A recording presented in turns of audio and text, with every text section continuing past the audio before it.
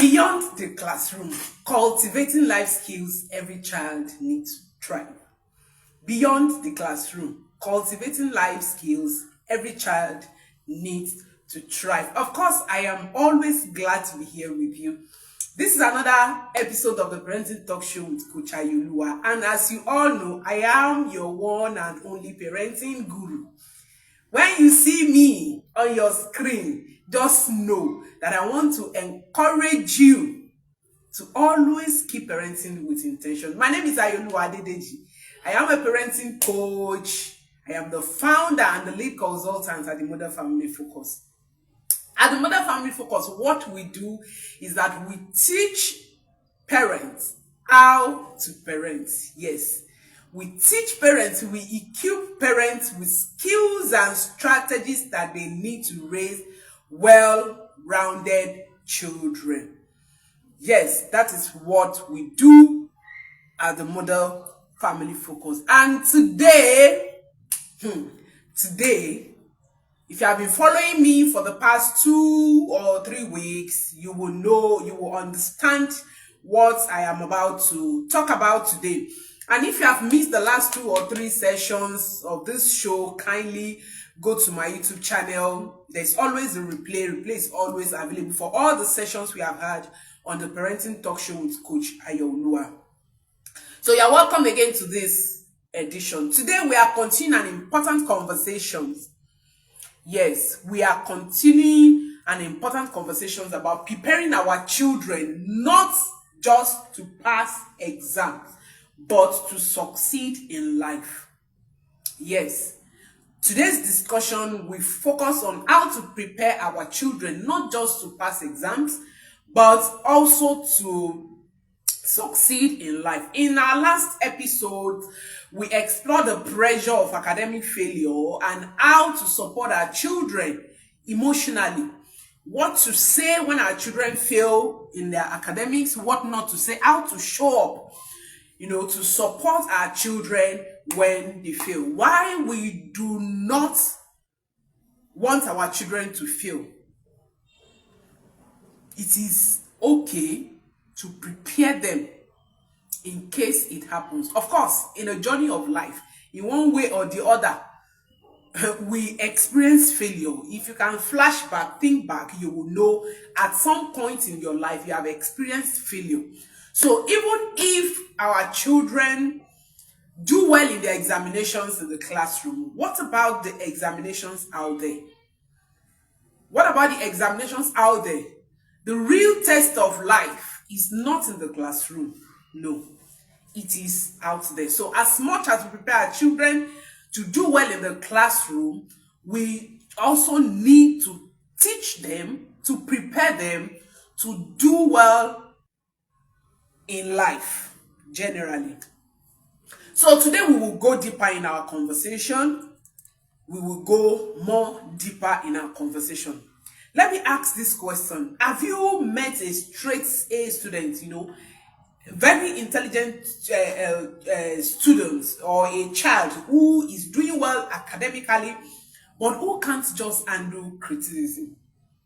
Have you? Yes, because I have met children like that. I have met children like that. A first class graduate who struggles with relationship. Talk of academics, the child is there. But managing relationships, even with spouse. Yes, I have seen a genius who panic at, the first sign of failure.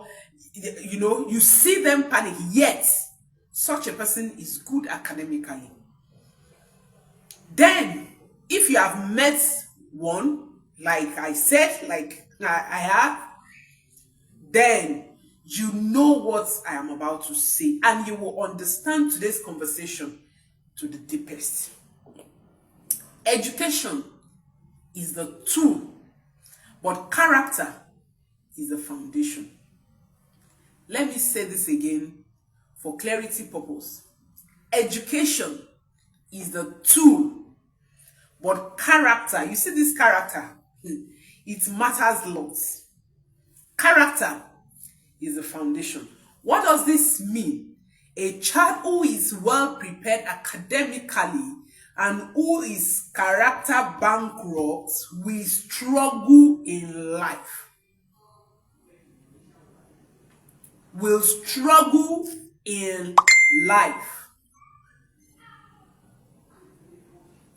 Will struggle in life. All right. So today's session is titled Beyond the Classroom, just as I've said. Cultivating life skills every child needs to succeed. Children need more than classroom, more than academics to succeed. My husband, thank you for joining me. Thank you for always being here. So, because real success is not just about the test scores, if you have been following me on my social media platform, you will understand this better. By now, that should have sat, deeply inside of you, that real success is not about academics. It's not about a child taking first position in school. No, that is just an aspect, just a single aspect of success. When I'm talking about success here, I'm talking about the holistic success, emotionally, mentally, academically, health-wise, talk about it, even spiritually, socially. That's what I'm talking about. So it's not limited to academic, success. It's about raising children who are confident, capable, and rooted in strong value. That is what I mean by success. I said success is not just about test scores. It's about raising children who are deep rooted. Deep rooted. They are confident, they are capable, and they are deep rooted in strong values. So the first session, I'm going to talk about the limitations of book smarts alone. So if your goal as a parent is to raise children who thrive academically and you ignore other parts of their life, please listen to what I'm about to say. This segment is for you. So the limitation of book smart alone. Our world is filled with academic, brilliant people who are emotionally bankrupt. Academic people that are academically sound, but that they can't even do well in other areas of life. They can't even do well in relationship. They can't do well even financially. There are people like that. I have met quite a few that are bookworm. When you talk about someone that is good academically, but what about every other part of the life? They are not there. So our world is filled with academic, and even the academic pressure that we give our children because of who and how we have been raised. When we see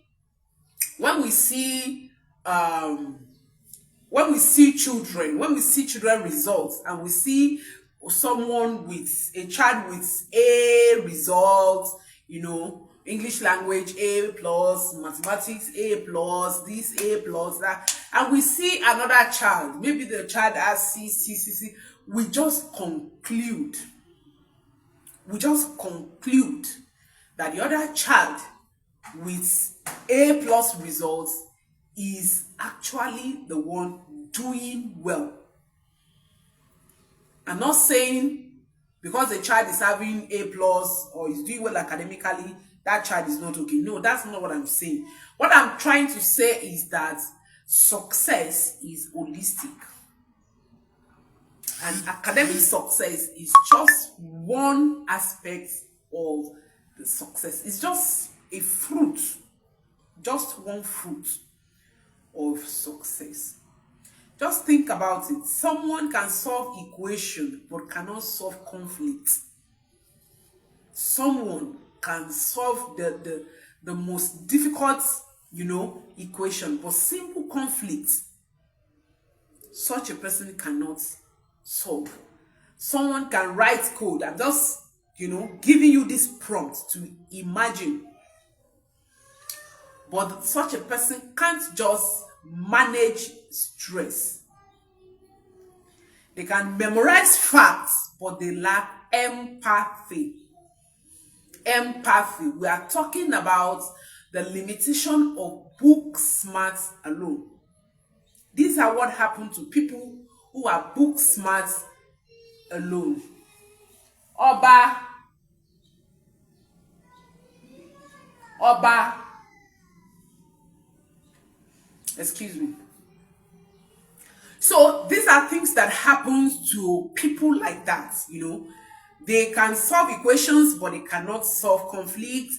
They can write codes, but they can't manage stress. They can memorize facts, but they lack, empathy. Why? Because they were taught subjects, not life. They were taught subjects, not life. They were taught subjects, not life.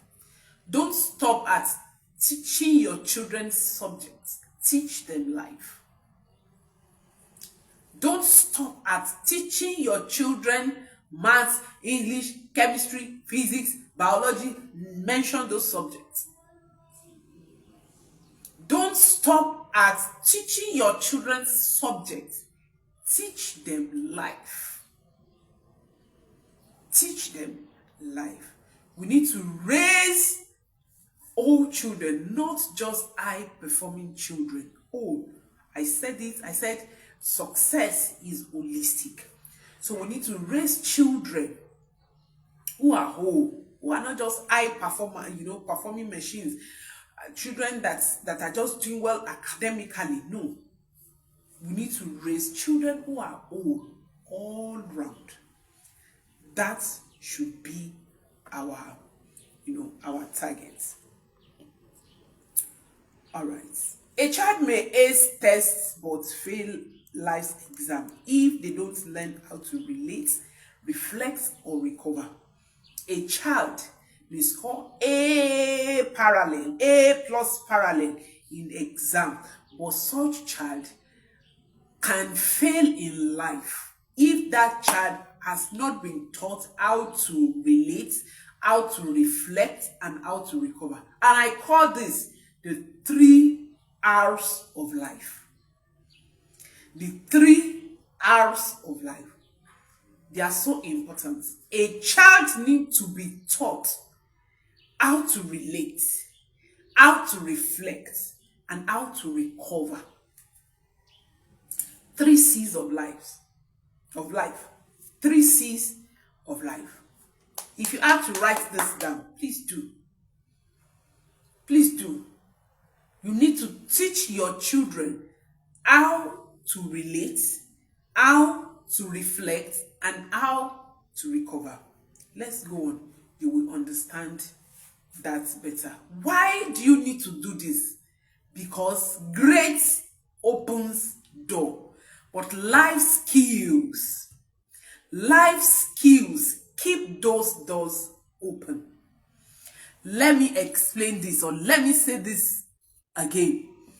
I said that good grades opens door, but life skills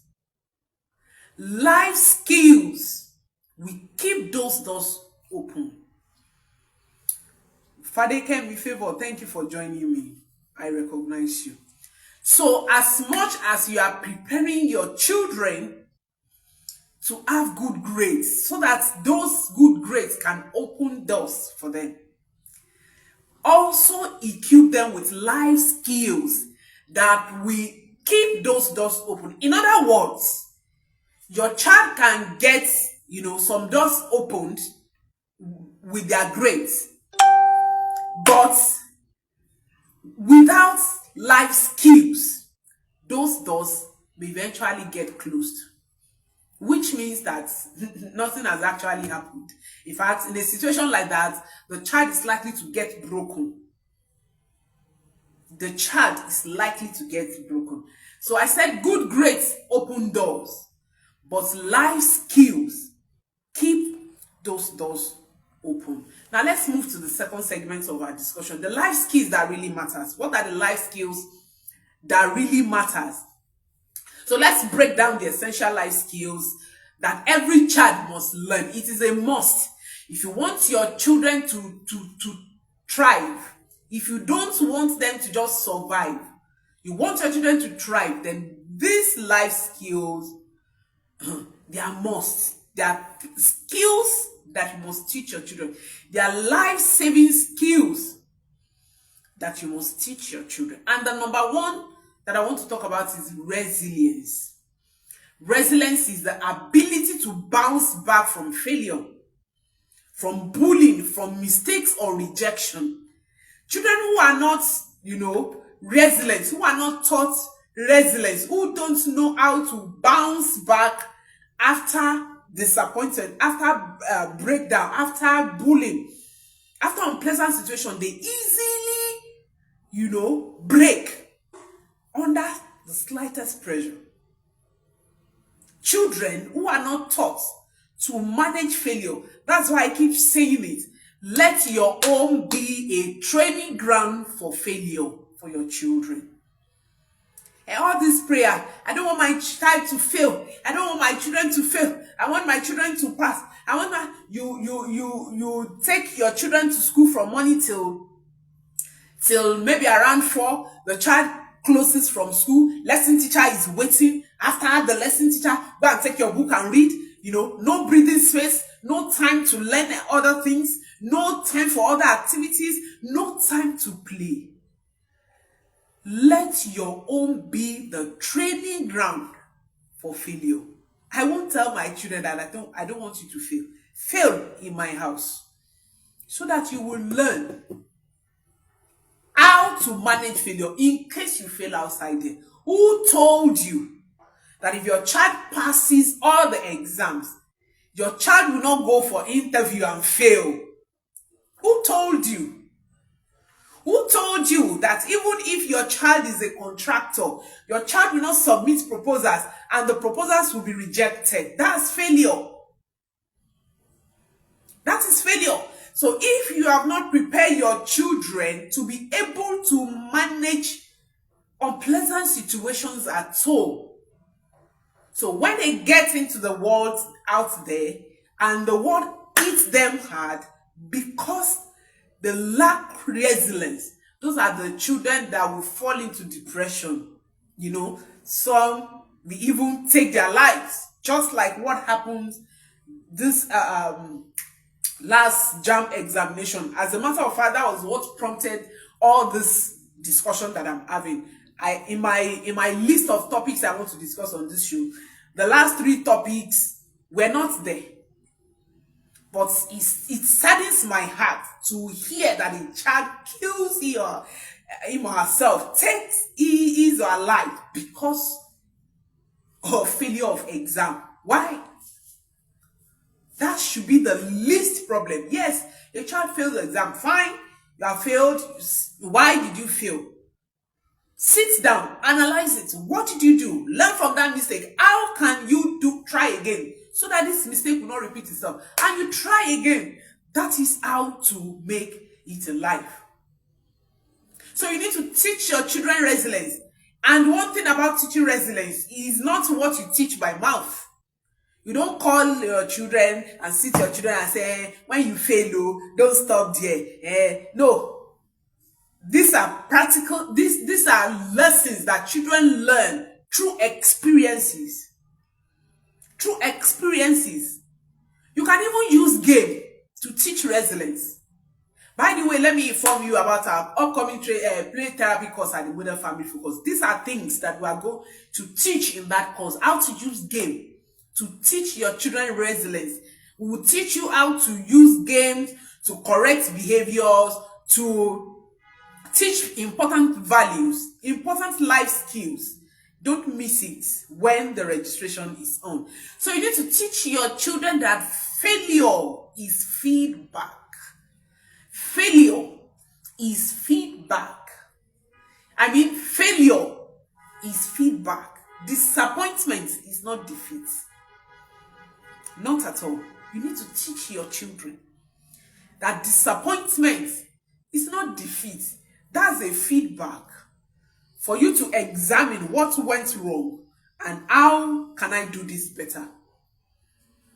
So resilience is a life skill that we all need to teach our children beyond the classroom.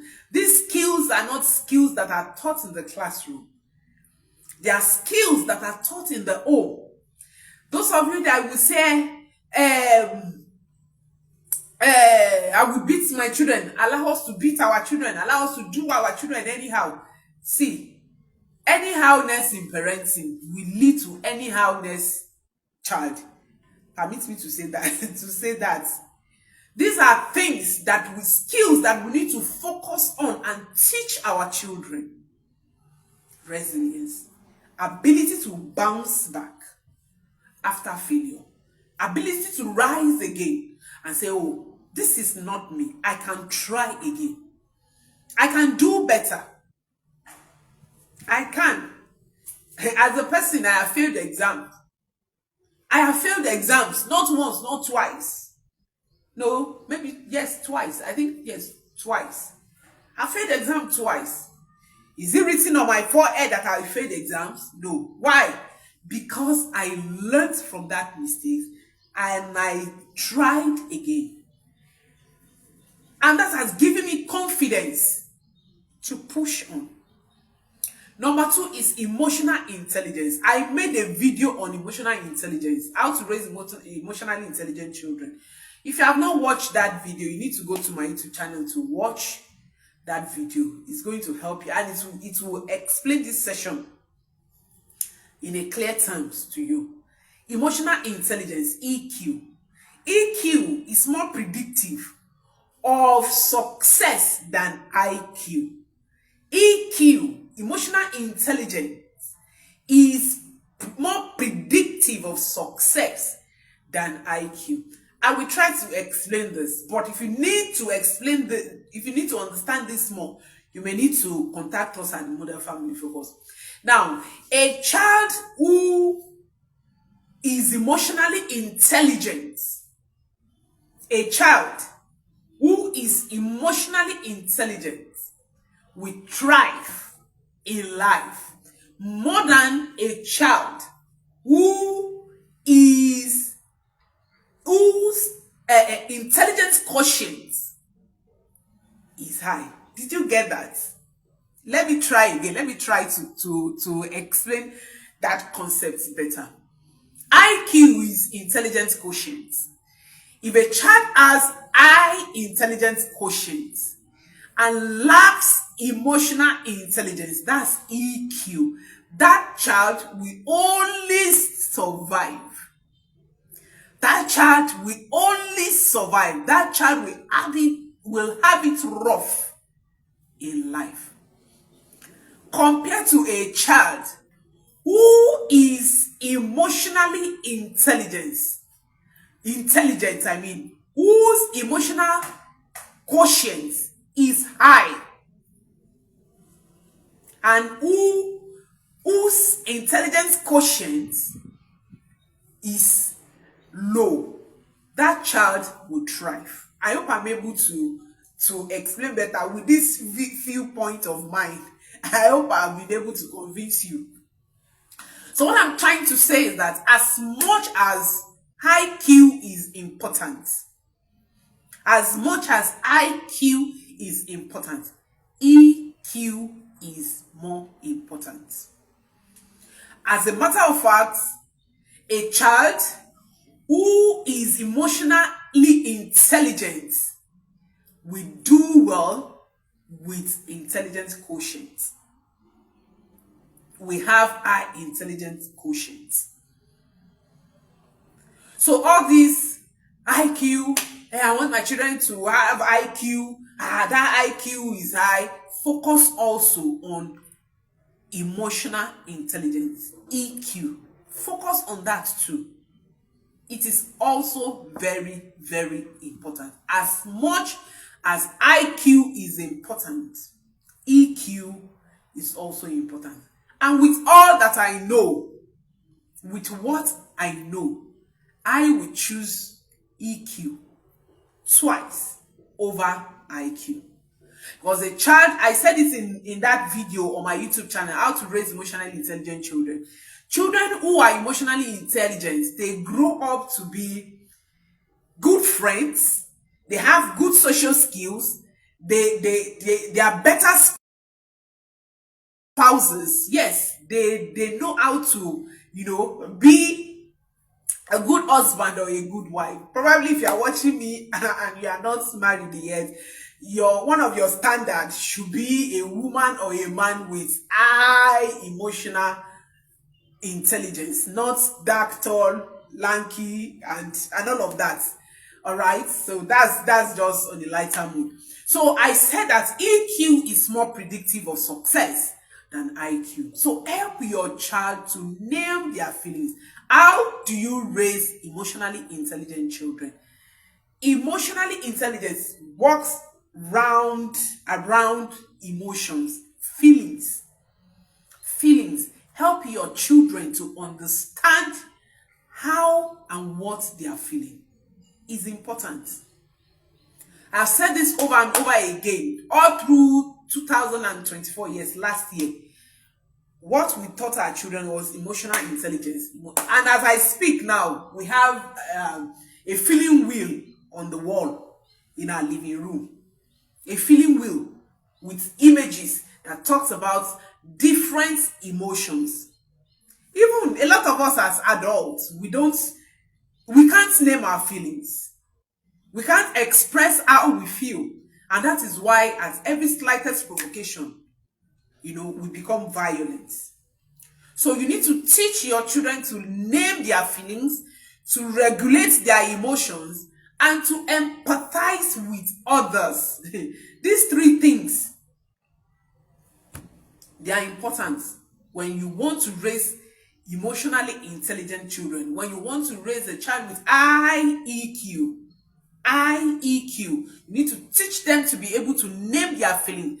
They need to be able to say, oh, I'm feeling sad. No, I'm feeling angry. No, I'm not feeling angry. I'm feeling lonely. A lot of us as adults don't know. I need to develop myself in this aspect too. So your child needs to learn. If you cannot name your feelings, your emotions, you cannot tame it. You cannot control it. And that's one of the reasons why a grown-up man driving with parked car roll the shirt or remove suit and start fighting. What it means is that person has not learned how to name the feeling. Because if I'm angry, I know I'm angry. If I can know that I'm angry, then I'll be able to manage that feelings. It's okay to be angry. It's okay to feel sad. All emotions are welcome. At the Modern Family Focus, we don't believe negative emotions. No, there's no negative feelings. Feelings, emotions are messengers. And like I taught our children when I was teaching them about anger, I told them that anger is a sign or signal that there is a problem. It is okay for problem to arise. So when you notice, when there's a message that there's a problem, what do? You try to solve that problem, not violence. So you need to teach your children to be able to name their feelings, to be able to regulate their feelings. You need to teach them coping mechanisms to manage emotions, such as counting, such as deep breathing, walking away, and all that. See, African parents, we were raised to believe that when someone is angry and the person walks away is rude. No, that's not rudeness. It's a coping mechanism. It is not. When your child is angry, you are having tense emotions, and your child says, excuse me, and your child walks away, say, you are very rude, very insulting. No, but you can walk away when you are angry. No, it is not rudeness. It's a coping mechanism. We just need to teach them how to do it responsibly.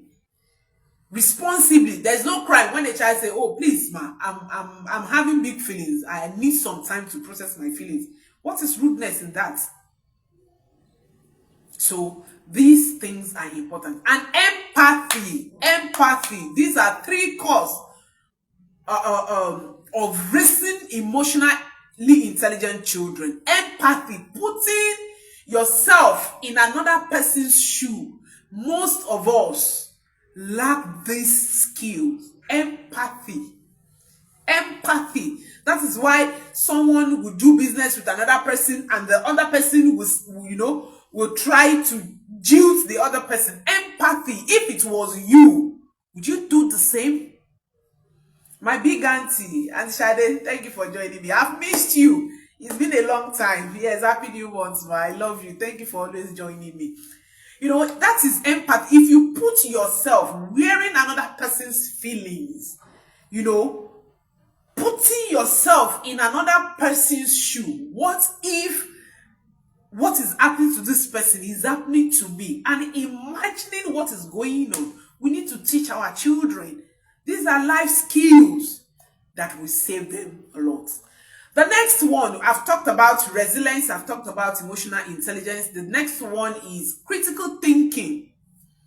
Critical thinking, decision-making skills. Stop trying to solve all the problems for your children. No, it is not good.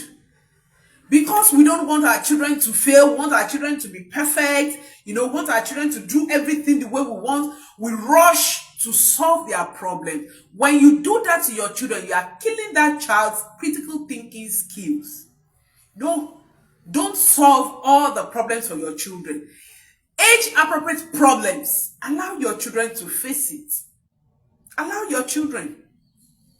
About 2 days ago, we were coming from school and it's raining now and our children's school is just a walking distance, so we walk them to school, we walk them back from school, and there was water at a spot on the road, and our son said, so I instructed them that they should walk through the water channel on top of the gutter, what we call water, and our little baby insisted that he wanted to walk on it. Well, even though that seems it seems weird for a toddler, a 2-year going on 3 to want to walk on that path, and I was there, I was careful to help him in case he wants to fall, and I was amazed with the distance that he walked. He will be walking, and when he wants to fall, he will quickly put himself back. That is an activity that is building critical thinking skills, decision-making skills. Stop taking all the decisions for your children. Most of us, we want to take all the decisions for our children, what they eat, what they wear, we even want to control what they think. We want to control what they think. Stop, taking all the decisions for your children. Allow them to make decisions. Like the clothes they will wear. Even our baby, we don't pick clothes for them. No, I can't remember when last we have picked clothes for our children. They pick clothes by themselves. Those are the activities that will teach decision-making skills. There was a Sunday, our son brought out his dress. It was the dress he wore the last Sunday. And I was like, this was the dress you wore last Sunday. You wore that last Sunday. Do you still want to wear it? He said yes. Why? He said because I liked it. Fine. And he wore it. Our children need to learn how to take decisions. We will not always be there to take decisions for them. Like I always say, it is better you prepare your child for the road and don't prepare the road for your child, because you actually don't know what the road will look like. There will be times that our children will need to take decisions that there won't even be opportunity to contact us. So if you have not taught them, if you have not built decision-making skills, problem-solving skills, how are they going to cope? They will find it difficult. They won't be able to take, informed decisions. Don't always solve your child's problem. Ask questions. What? Why? What do you think we can do? How do you think you can solve this problem? Don't just say, go and do this. No. What do you think you can do? Prompt them to think. Let your child sweat the brain. You won't know the impact of all those skills currently. Everything will show up in the future. Everything will show up. Let them analyze consequences. I read somewhere during the week, I was trying to put back that thought and I couldn't. I read somewhere, someone said the greatest mathematics a person can solve is multiplying choices, finding the products of choices and consequences. You know, when you can analyze that, if I make this choice, what is likely to happen? We need to teach our children to analyze consequences. It will guide them in their decision making. It will guide them. Let them analyze. Let them consider, oh, if I make this choice, what is likely to happen? Let them experience safe failures in your home. That is the third thing. We have talked about resilience. We have talked about EQ. We have talked about critical thinking skills. Now, the fourth one is communication skills. I wrote a book on communication skills. See, communication is a big deal in parenting, in any relationship, even in marriage. In marriage, communication is skill, and that's one of the skills I struggled with even in marriage. Even as I speak now, I'm still working on my communication skills. You need to teach your children communication skills. Let them learn to express themselves freely without the fear of being judged or condemned. When your child says, I'm angry, don't say, why are you angry? Is it because of this little thing? No. No. Find out why. What is making you to feel this way? What do you think we can do to solve this problem? Teach your children to speak clearly and to listen actively. A lot of us, even as parents, we don't know how to listen. We don't know how to communicate, you know. We think communication is just talking. Oh yeah, go and do this, go and do that. Communication is the act of listening actively and speaking clearly. You are able to pass your message across clearly in clear terms while you are paying attention to the recipient. You are paying attention to both the verbal cues and non-verbal cues. So you need to teach your children all this. Help them to follow instructions. Teach your children how to follow instructions. Children don't see all these skills. Nobody is born with those skills. That is why you are the parents. They are not born. These are skills that are learned. Today, we have talked about our children of following instructions. Only God knows when we have been saying, when someone is on call, you excuse, let the person finish with the call, then you can come around. And as soon as we came back from church, my husband was on call and our son was shouting right beside him. I have to call him. This is what you should do. This is what you should not do. So we need to teach our children to speak clearly, to listen actively, and to express need without aggression. See, this is where I have issue with most African discipline, styles. When you say, allow me to beat my children anyhow, what you are teaching your children when you resolve to beat them, when your children make mistakes, is that you are teaching your children that aggression is the only way to get things done. And you and I know that that is not true.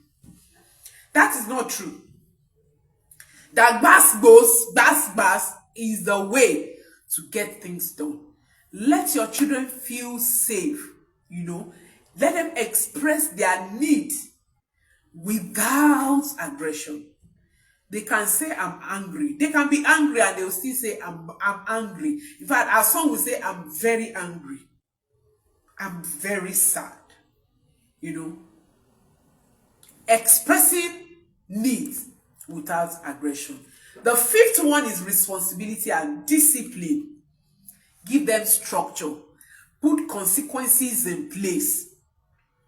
Let them feel the weight of choices. I said it earlier.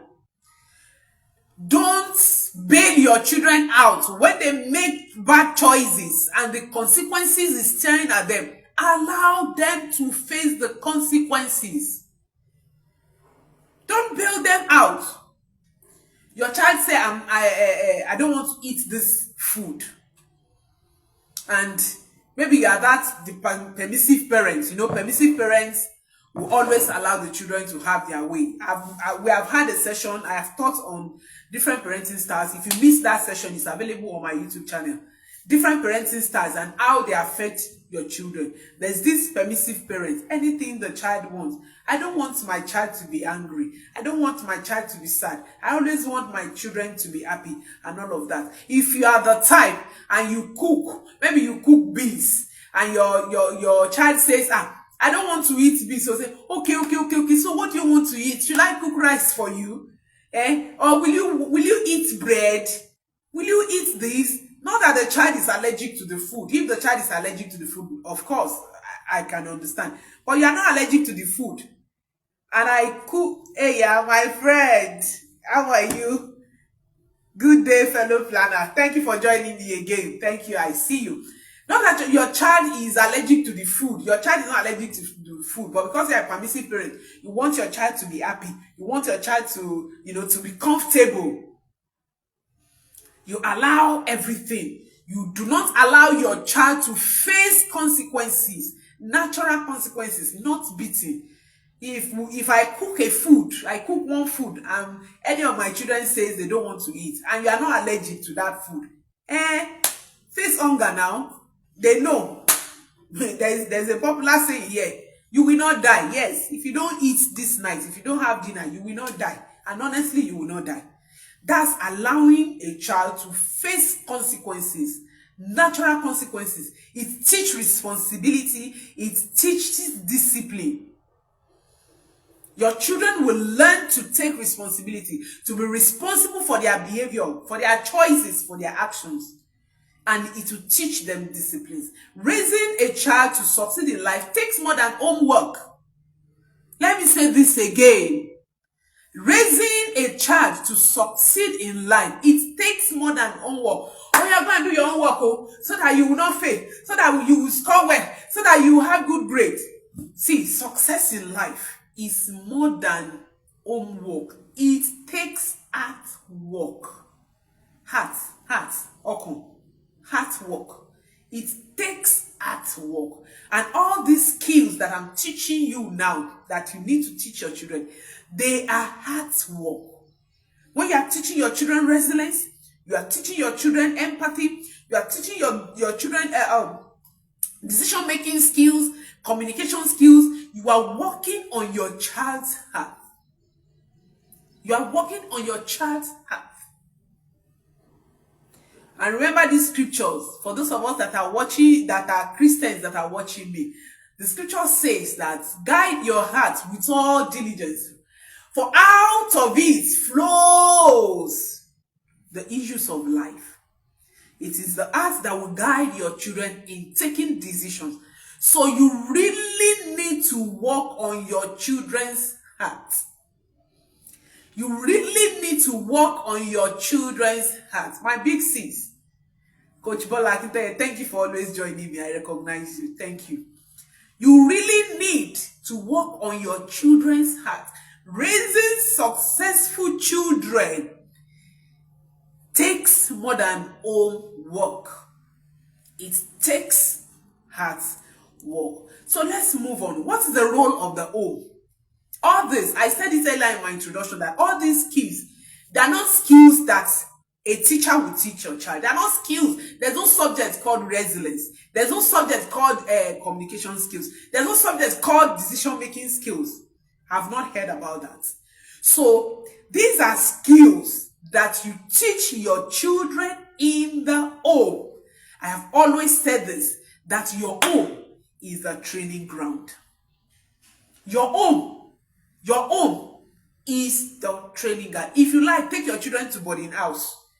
Some of you will take your children to boarding house. When I talk to parents, I don't have problem with boarding house. No, even though it's not part of it doesn't align with my family values. But everybody has reason for doing that. But my point is that most people that send their children to boarding house, they send them there for the wrong reason.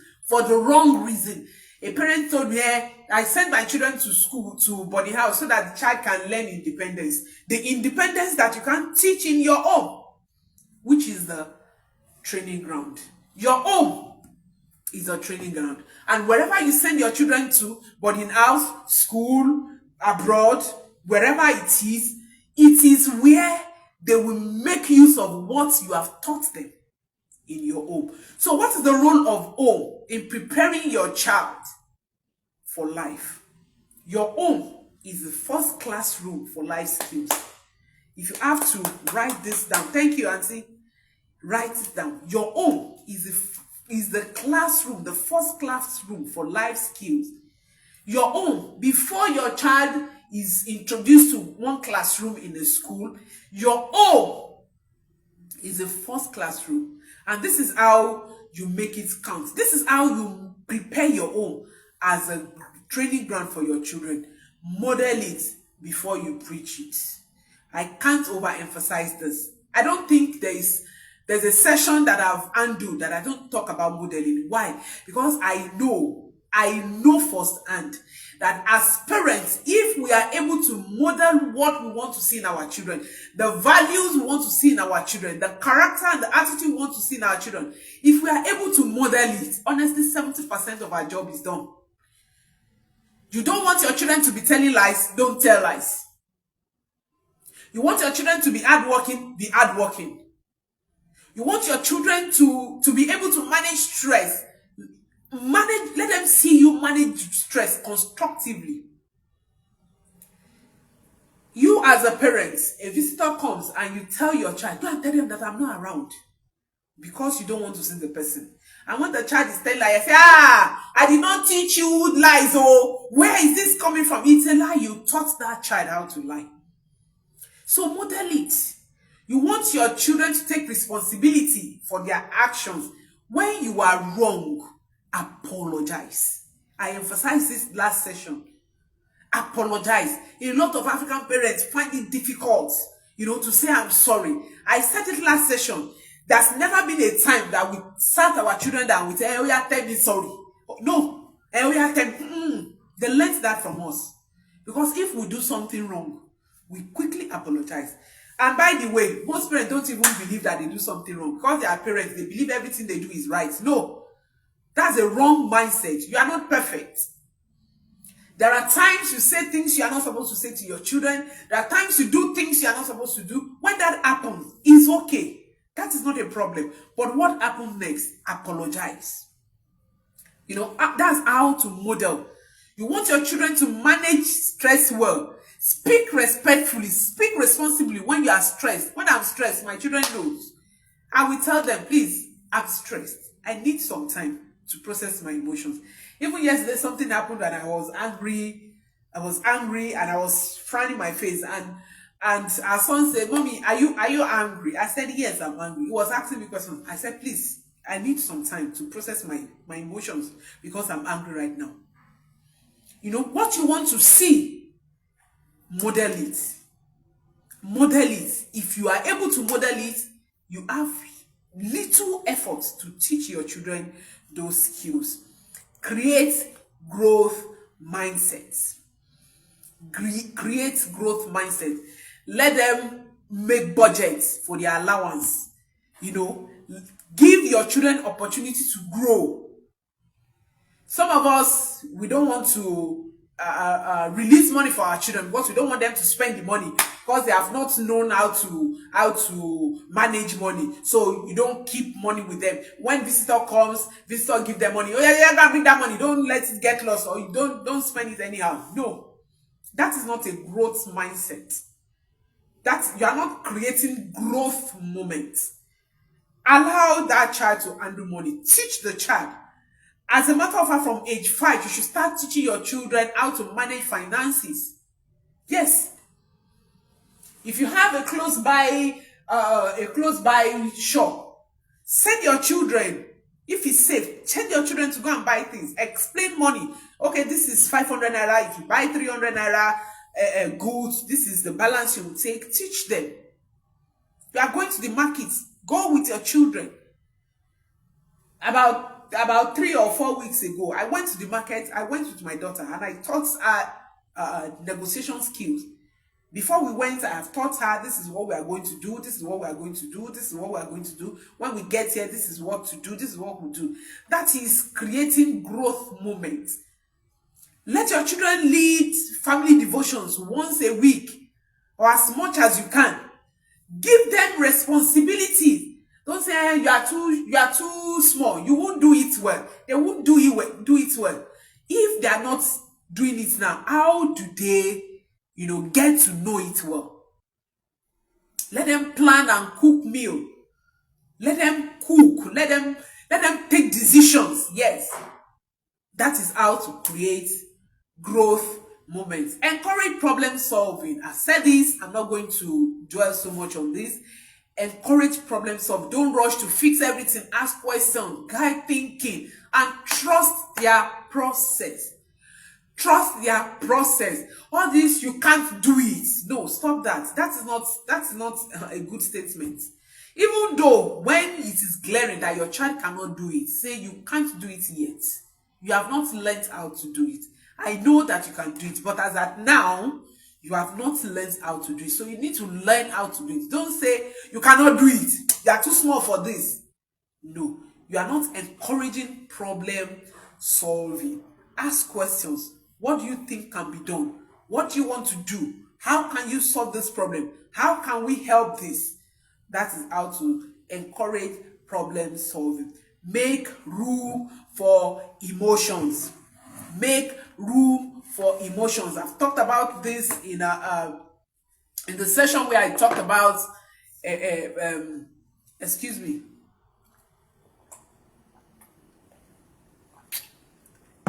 I think when I was talking about resilience or something, I've talked about this earlier. So make room for emotions. When your child is crying, it is okay to cry. Some of you, I'm sure nobody is watching. Everybody that is watching me doesn't do this. Your child is crying and you are beating the child. You want your child to stop crying and you are beating that child for crying. What you are teaching that child is that it is not okay to express emotions. It is okay. For those of us that will say, boys don't cry, you fuck up. Boys are human beings and it is okay for boys to express their feelings. So make room for emotions. Tears are not weakness. They are not. Anger is not rebellion. I made a post during the week that until you understand that anger is not rebellion, you can't create space for your child to feel, to talk, and to be. Until you understand. Some of us get angry because our children get angry. You are angry for your children's anger. What you are teaching is that it is not okay to get angry. It is not okay to express feelings. And what happens if a child could not express his or her feelings? It leads to resentment. It leads to rebellion. It leads to bad behavior because the child will keep bottling up, and the child will rebel. So anger is an emotion and it is okay. You just need to learn to manage it. Tears are not weakness. That a child is crying is not weakness. I cry too. I shed tears too when situation arises. What's big deal? Yes, that a child is crying is not a big deal. Even me as adults, I shed tears when situation permits. So that a child is shedding tears is not a problem. It is not a problem. Anger is not rebellion. Then celebrate effort, not just the outcome. Celebrate effort, not just the outcome. Even though your children did not get the desired result, at least your child tried. Like I said in the last week's session, hey, my friend Ayooluwa Johnson, thank you. You're welcome. Thank you for always joining me. So I said last week that we celebrate children that took first position in class. The school will even give them prize, best students in English language, best students in this. What about those children that come to school every day, but because they didn't, take first position, we don't celebrate them? How about them showing up every day? Easy. Is it easy? It isn't easy. Oh. We were once children. Is it easy to wake up every day, Monday to Friday, go to school, come back with your own phone, do this, do that, and the child is showing up every day? But because that child is not the best, we don't celebrate them. We need to change. We need to come off that. We need to come off. So you need to celebrate efforts that your children try. Oh, I really appreciate the effort you put into achieving this. Even though if the end result is not what you expect, I am proud of how you didn't give up. Even simple crafts that your child made effort is enough to celebrate. So always celebrate effort, not just the outcome. This will build internal motivation. Your child will be motivated. Your child will be motivated. It even builds self-confidence. Oh, that I tried. Okay, then I can try more. It builds confidence. Now let's move to the next session. I'll quickly run through this segment. I call it tools and activities for parents. These are tools and activities that you can use to teach all these life skills that I have talked about. Emotion will. If you need any of these, you can reach out to me. I can, help you out.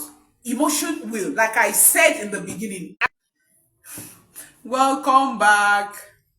The network went off. Thank God we are back. So I was saying that even in our bed, in our living room, as I speak to you, this network is doing us shiggy.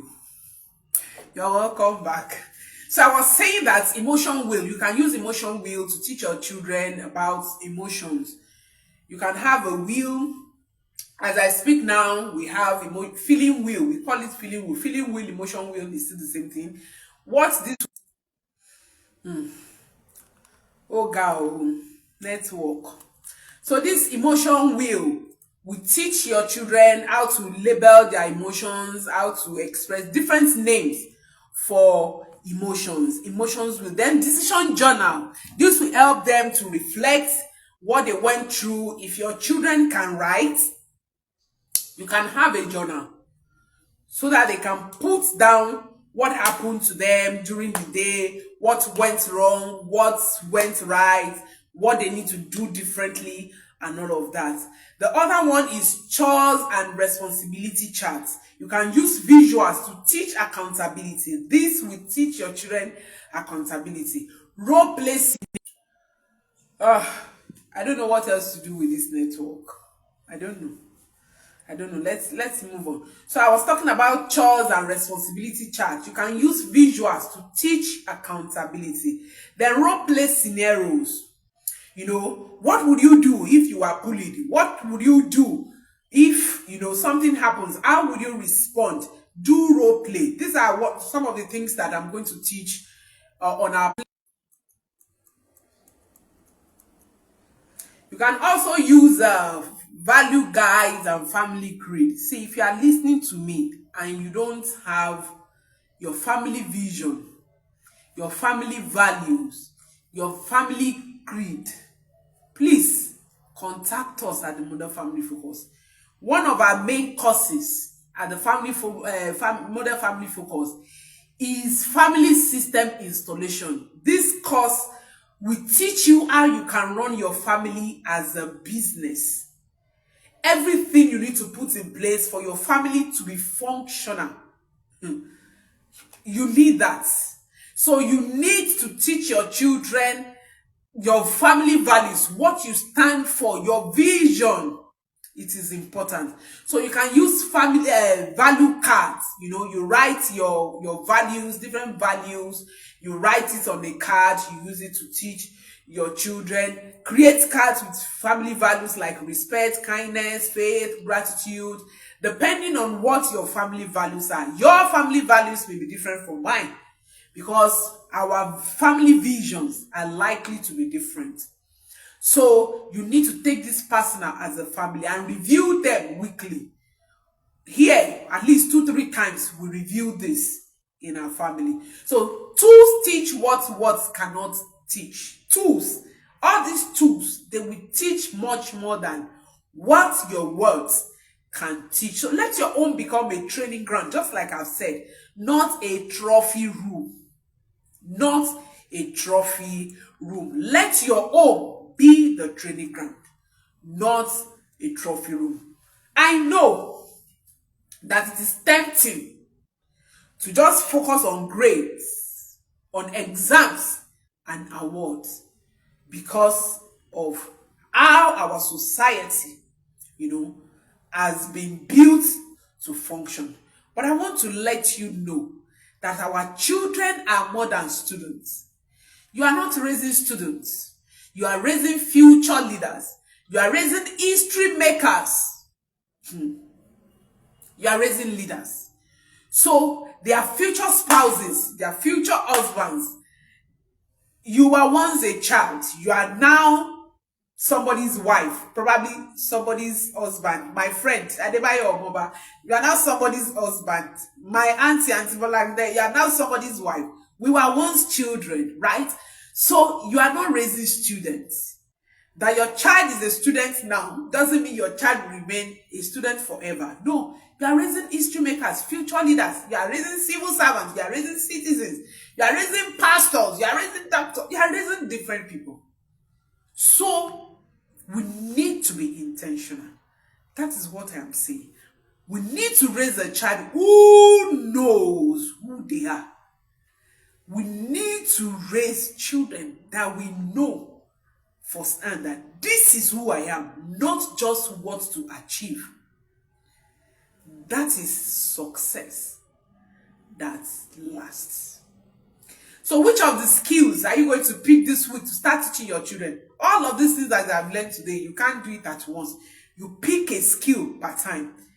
Pick a skill. It could be for months. It could even be for a whole year. The most important thing is that you are doing something and that your children are growing.